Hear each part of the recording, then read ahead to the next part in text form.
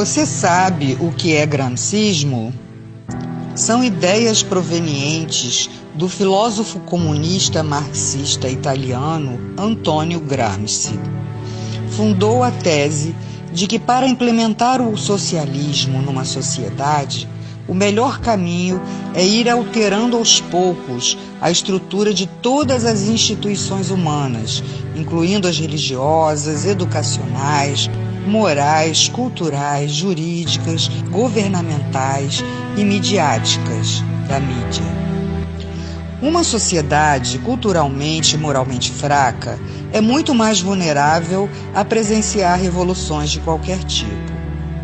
Gramsci postulou o conceito de hegemonia cultural, que é o domínio ideológico de uma classe sobre a outra, trazendo o enfraquecimento do capitalismo, culminando em uma revolução e ditadura comunista. Uma nação inteira fica dopada e dominada, formando uma sociedade idiotizada para que se perpetuem no poder. O gramscismo vem sendo adotado em vários países da América do Sul, como Bolívia, Chile, Nicarágua, Argentina, Uruguai, Peru, Guianas, Venezuela e Brasil. Aqui se tornou mais forte no governo de Fernando Henrique Cardoso, quando este permitiu a criação do Foro de São Paulo, proposto por Lula e Fidel Castro. Essa doutrina está sendo inserida em doses homeopáticas na veia da sociedade, e muitos não acreditam que estejam contaminados. O golpe comunista é feito em etapas. Primeira etapa: um governo populista. Essa fase pode ocupar várias presidências do mesmo partido ou da mesma coalizão. Assistencialismo. Há o aumento de bônus familiares por filhos, grávidas, planos de emergência, bolsas, etc. Objetivo: votos de cabresto na próxima eleição e controle sobre a classe pobre. Inchaço da máquina governamental. Com o aumento de cargos públicos, estimam-se 4 votos do grupo familiar por cada emprego público. Os capitais privados começam a diminuir seus investimentos e seus empregados são absorvidos pelo sistema público. Objetivo: votos de cabresto na próxima eleição. Aumento de salários e aposentadorias, inclusive sem contribuição prévia. Inicialmente, contam com a aprovação da classe trabalhadora e dos sindicatos. Depois, começa a espiral inflacionária que anulará todos os aumentos. O custo de vida dispara e o objetivo é fidelização de eleitores e votos de cabresto na próxima eleição. Meios de comunicação. Todos recebem dinheiro do governo, ficando assegurada a publicidade oficial. Transmitem notícias distorcidas e com visões que interessam ao sistema para manipular a massa, e depois começa a censura, impedindo totalmente o conhecimento da realidade através, inclusive, do controle da internet, que se tornará interna e restrita. Aqui no Brasil, vemos a perseguição àqueles que combateram a subversão nos anos 60. Demonizam as forças armadas, o regime militar, taxando-o de ditadura e outras mentiras, criando uma imagem de inimigo inexistente, porém temido. A corrupção, esta se fará presente no círculo dos amigos do governo, que estarão protegidos pela impunidade, os deixando livres para saquear os cofres da nação. Uma outra manobra é promover falsas acusações de discriminação às minorias, como índios, homossexuais, presidiários, drogados, etc. Legisla a favor dessas minorias com o objetivo de criação de grupos ideológicos para a defesa do sistema e ainda a fidelização de eleitores para a próxima eleição. Porém, quando o comunismo tiver totalmente instalado, todos serão rejeitados. A delinquência é uma ferramenta essencial para a implantação do comunismo. Dominam as ruas, infiltram-se em manifestações como grupos extremistas, os Black Blocs, que são financiados, assim como os agentes e líderes de movimentos sociais para prejudicar os que são contrários ao sistema. Segurança. Haverá um desmonte progressivo, falta de equipamentos, atraso nos salários, desmoralização por supostos atos de corrupção e violência. Leis que beneficiam os infratores e prejudicam a ação policial. E sobram autoridades para garantir direitos humanos para criminosos, em detrimento das vítimas, incentivando e acelerando a violência. Partidos. Grande fragmentação e alinhamento com a base do governo, não havendo referências, pois todos seguem a mesma cartilha. Ocupações. Promovem as ocupações de terras públicas ou privadas.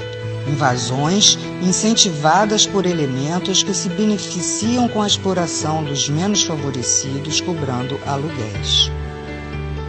Como prenúncio das expropriações, os capitais estrangeiros começam a sair do país e entram empresas de nações ligadas ao sistema. A mídia passa a perseguir os empresários nacionais, havendo quebra de muitas empresas e a estatização de outras. Assim, a classe média não consegue se organizar como oposição. Há o aumento também de ONGs de esquerda e a criação de grupos de choque. Na educação, a criação de novas universidades, diplomas à vontade, facilidades a grupos que sustentem ideologicamente o sistema e promovem ensinamentos distorcidos. A essa altura, o nível educacional é muito baixo para que se mantenha o povo na ignorância e sob controle do Estado. Cria-se a classe braçal do proletariado. Impostos. Oneram os trabalhadores com a alegação de que a finalidade confiscatória é para a redistribuição da riqueza. Porém, serve apenas para manter e financiar as gordas contas do governo, mantendo luxos e ostentações. O narcotráfico. Através dele se dá a deteriorização, principalmente dos jovens. As organizações criminosas movimentam uma grande quantidade, onde o acobertamento se dá, inclusive no tráfico de armas. Sindicatos. A princípio, formados com o intuito de coibir greves através de acordos com o governo. Posteriormente, os dirigentes não alinhados com o sistema se retiram das centrais sindicais na tentativa de formarem centrais dissidentes, sem a menor possibilidade de êxito. Saúde. Criação do sistema único com crescente diminuição da qualidade e precário atendimento, utilizado pela maior parte da população. As prestadoras privadas, com a inflação crescente, altos custos e encargos, acabam sendo obrigadas a vender suas empresas ou então serão estatizadas. O efeito é um grande colapso na saúde. Segunda etapa. Destruição da classe média, fazendo-a culpada pela pobreza dos outros, culpada pela discriminação. Ela, temerosa, não consegue fazer frente ao sistema. Constituição. Várias modificações são feitas, criando lei da mordaça, do aborto, da censura, perseguição aos opositores, legalização da maconha. Promoção do colapso do poder judiciário, tornando-se servidor do governo. A impunidade aumenta, o crime domina as ruas, a espiral inflacionária dispara, a economia se deterioriza. Há a destruição moral e física das forças armadas e da segurança policial, e a centralização dos grupos de choque, que são as guardas bolivarianas defensoras do sistema. A criação de apenas 2 partidos, sendo um dominante e outro de falsa oposição. surgimento de falsos inimigos implantados para praticar conflitos, saques e invasões. Cria-se a lei que permitirá a perseguição de religiosos. Terceira etapa: tomada do poder. Os grupos de choque já citados estarão presentes em atos do governo ou coibindo as manifestações de oposição. Prisões por considerar crimes políticos. Serão feitas expropriações, confisco de passaportes, proibição de sair do país e novas identidades aos que estiverem de acordo com o sistema, sendo feitas avaliações e lavagens cerebrais.